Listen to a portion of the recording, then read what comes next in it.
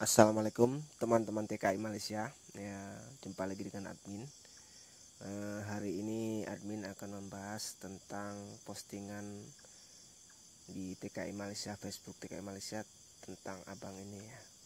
Ya, kita akan bahas malam ini. Perlu tidak kita membuat permit atau kosongan saja.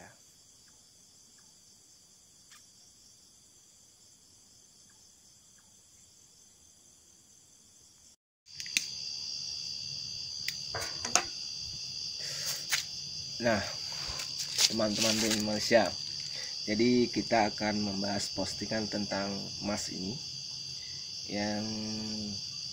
yang menasihatkan jangan buat permit, lebih baik kosong saja. Mungkin Mas ini punya pengalaman yang tidak baik ya, dan di sini dia bercerita tentang sudah 3 kali dibohongi. Nah, saya dalam program ini ya, dalam program semenjak program, berarti kalau 3 kali ini ya, berarti program Nampi, program P3, program iCard. Nah, berarti 3 kali dia dibohongi.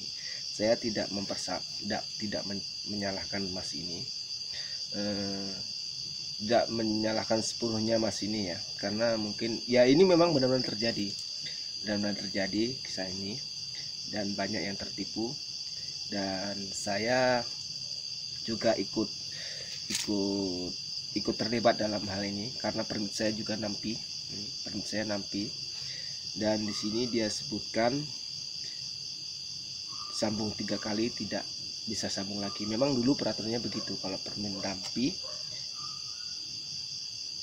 kalau sudah 3 kali 3 tahun tidak boleh sambung keempat, tapi peraturan tersebut dirubah karena banyak majikan-majikan yang memohon ke pihak kerajaan, dan nasib baiknya saya itu las jadinya. Jadi ketika orang tuh sudah 3 tahun tidak bisa sambung lagi, saya baru mau masuk 2 tahun, jadi saya tidak alhamdulillah tidak termasuk ini, dan saya bisa sambung sampai sekarang sudah sambung ke 8 alhamdulillah ya. Dan postingan Mas ini mendapat sambutan yang banyak dari teman-teman ya, karena kita tahu ya, dulu kalau Nampi itu kan sangat tidak teratur ya. Dulu ada agen itu yang nyewa bangunan kosong, dibuat office, dibuat kantor, bermacam-macam. Bahkan ada yang itu market LMN, apa namanya itu, Keling apa itu, nah itu pun buat Nampi juga, buat sidik jari, pendaftaran itu biometrik pun ada juga, dan bermacam-macam. Dan kisarannya itu sekali daftar ada yang 300, ada yang 2,5, ada yang 400 atau 500 bahkan. Tapi padahal itu cuma 35 ringgit saja di kalau kita terus ke immigration, dan itu terjadi pada proses Nampi, dan itu memang banyak orang yang tertipu, dan alhamdulillah saya tidak termasuk, karena banyak agen-agen yang menipu dia, yang tidak bertanggung jawab. Karena ada yang sudah masuk uang 2.000, nanti datang surat apalah, minta lagi uang, paling tidak 500, paling kecil paling besar 1.000, datang lagi aturan lagi, surat selembaran surat, minta lagi. Bahkan di teman saya itu rata-rata pokoknya banyak yang tertipu 3.000 atau 4.000 sampai sekarang, dan tidak menjadi. Dan mau lapor kemana? Dan kalau kita lapor ke KBRI itu kita lapor ke polisi, dan kalau ke polisi sama saja bunuh diri sepertinya, karena banyak yang tidak pakai bukti-bukti. Dan alhamdulillah saya punya agen, kebetulan waktu itu baik ya, agen saya itu di daerah Batu Pahat ya. Mungkin semua orang kalau daerah Johor kenal semua, namanya Bos Acang. Ketika saya membuat Nampi itu, saya bayar berapa dikasih resit, bayar berapa resit pembayarannya pun dikasih. Waktu itu saya cuma habis sekitar 3.500 lah kalau nggak silap ya. Saya semua dengan paspor, dengan apa semua ya, syukur alhamdulillah, dan bisa sambung sampai sekarang. Dan itu memang terkenal agent yang paling baik lah menurut saya, karena banyak teman-teman saya termasuk saya kalau belum punya uang pun sambung tempat dia bisa, tapi kalau sudah jadi baru dibayar itu pun bisa itu. Dan tidak semua agent itu jahat ya. Contoh di daerah Seremban pun ada juga itu, namanya almarhum Bapak Rahman itu, yang sekarang diteruskan oleh anaknya Aisyah perempuan, itu pun baik juga. Dan mungkin semua orang-orang Negeri Sembilan pada tahu, pada kenal dengan agen tersebut itu baik. Tapi ada agen juga di Negeri Sembilan yang jahat di daerah Negeri Sembilan itu, yang kemarin waktu program raiding ada sekitar 600-an orang teman admin termasuk itu, uang sudah masuk sekitar 8.000 sampai sekarang tidak ada kabar. Pokoknya 6.000 7.000 rata-rata gitu. Dan mau lapor kemana, bukti pun tidak ada. Beda dengan agen, memang tidak semua agen itu jahat, tapi waktu Nampi itu memang banyak orang-orang yang tertipu. Dan lepas itu ada 3P itu melanjutkan program Nampi, banyak juga yang jadi tapi banyak juga yang tertipu. Lepas itu ada program iCard itu lalu agen juga lewat Iman dan Meiji, itu banyak juga teman-teman kita yang tertipu. Lepas itu program Rairing, mulai Rairing ini sepertinya agak kurang sedikit ya yang tertipu. Tapi yang karena Rairing ini yang peraturannya sudah berubah karena majikan langsung yang terus mendaftarkan. Tapi ada sebagian yang teman-teman kita yang ikut agen juga banyak yang tertipu, yang ikut agen data. Tapi kalau yang majikan sendiri mendaftarkan itu banyak yang jadi. Dan kita akan membahas dengan program ini, apa kita perlu kosongan atau mengikuti program rekalibrasi ini ya. Tapi kalau menurut admin ya, sekarang kan Malaysia membutuhkan tenaga kerja ya, karena semua jalan masuk ke Malaysia ditutup dan orang-orang mau masuk ke Malaysia lagi susah. Mau yang menggunakan paspor pelancong, yang menggunakan permit pun susah sekarang, karena bisa masuk tapi kan harus di karantina, dan karantina tersebut biayanya mahal. Jadi di Malaysia ini sekarang banyak membutuhkan pekerjaan, terutama yang kemarin dibahas sebenarnya dari awal itu untuk penoreh getah ya, dan kebun sawit. Nah, dan dua sektor ini yang paling diutamakan. Jadi kalau menurut abang ini mungkin sekarang sudah pulang di Indonesia, jangan buat permit, lebih baik kosongan saja. Tapi kalau admin menasihatkan kalau bisa buatlah permit ini, mendaftar, karena ini caranya berbeda. Ini majikan kita sendiri yang daftarkan terus ke immigration ya, layak atau tidak kita untuk mendapatkan permit ya. Kalau Anda yakin Anda masuk ke Malaysia di sini menggunakan paspor pelancong dan Anda tidak melanggar peraturan, tidak pernah di blacklist, dan insya Allah Anda bisa lolos kalau benar-benar majikan Anda ingin anak buahnya, kulinya, pekerjanya mempunyai permit. Dan ini kalau menipunya gimana ini? Menipunya saya kira nggak ada, sedikit lah proses menipunya, karena ini langsung terus ke kerajaan. Jadi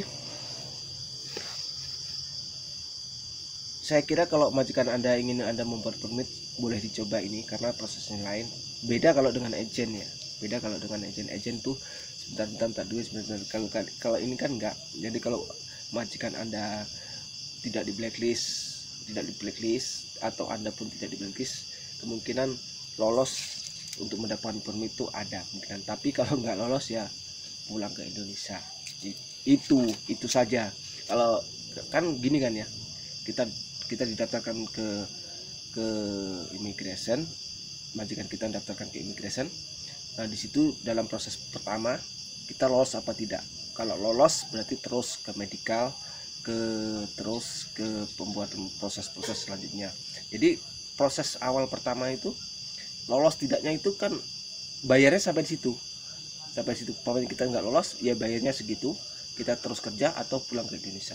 Itu saja. Menurut saya ini program ini menarik. Tapi yang menjadi masalah dari dulu itu banyak majikan-majikan kita ya rata-rata tuh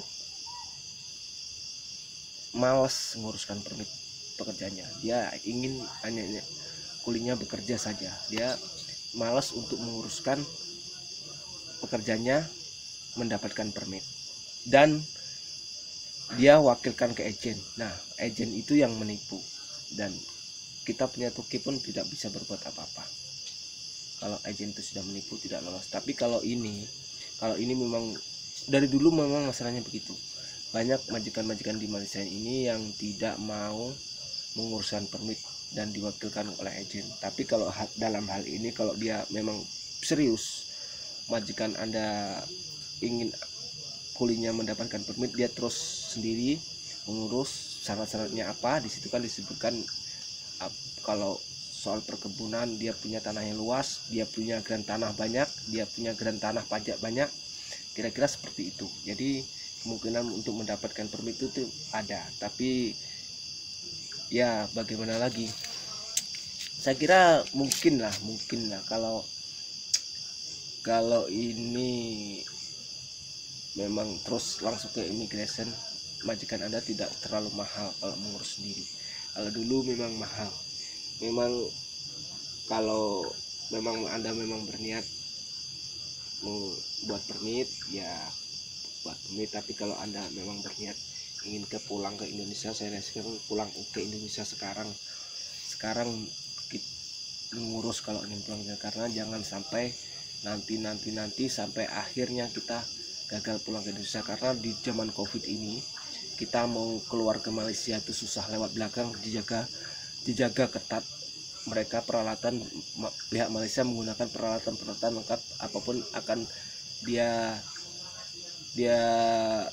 jaga ya, karena masalah Covid ini sangat serius banget di Malaysia ini, dipandang serius. Kita lihat di Facebook Immigration Malaysia, hari-hari setiap hari itu ada orang yang ketangkap, orang ingin keluar dari Malaysia ketangkap, dan kalau ketangkap itu hukumannya berat ya, beda dengan kita di jalan atau di kerja terus ditangkap itu mungkin 3 bulan 4 bulan pulang. Tapi kalau kita ingin keluar dari Indonesia lewat belakang terus ketangkap, itu hukumannya berat, bisa sampai 8 bulan atau 7 bulan, dan itu sangat sayang banget. Jadi kalau bagi kalian yang ingin uruslah dari sekarang. Kalau tidak punya SPLP, urus SPLP, dan segera kalau ingin niat pulang, berniatlah urus dari sekarang dan sambil bekerja. Karena beda ya, kalau pemutihan yang dulu itu, kalau pemutihan zaman 6P, 3P, terus iCard itu kalau pas pemutihan itu tak ada operasi, tidak ada operasi immigration, tak ada operasi polis aman. Tapi kalau sekarang rairing berjalan, operasi pun tetap jalan. Apalagi sekarang masa pandemi ini, saat ini pun saya kira sama. Jadi susah, kita pun tidak bisa menyalahkan siapa-siapa tentang hal ini, karena kerajaan Malaysia pun saya kira pusing ya. Saya kira di dunia ini cuma di Malaysia yang masalah pendatang gelap ini yang sangat ya, karena kerajaan membuat peraturan begini, kita itu yang pendatang haramnya buat begini, kerajaan buat begini, alih lagi begini, jadi susah. Jadi solusinya ya ini akan tetap terus berjalan masalah pendatang ilegal ini, dan saya mohon kepada Anda ya, kalau ingin pulang segera persiapkan diri dari sekarang. Kalau ingin mengurus permit, segera suruh majikan Anda untuk membuatkan permit, gitu menurut saya. Dan cukup sekian video dari saya tentang program rekalibrasi ini. Tidak ada perkembangan ya. Hari ini tidak ada pengumuman, dan mudah-mudahan 2-3 hari lagi ada pengumuman. Admin akan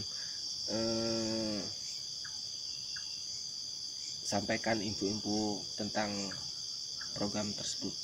Dan cukup sekian, jangan lupa di subscribe ya, jangan lupa di subscribe, di like, di komen, dikritik juga nggak apa-apa. Admin terima, dan admin buat channel ini hanya niatnya cuma untuk menolong saja, menolong ikhlas. Admin tidak menolong. Admin kalau tidak ada hal seperti ini, admin tidak akan buat video.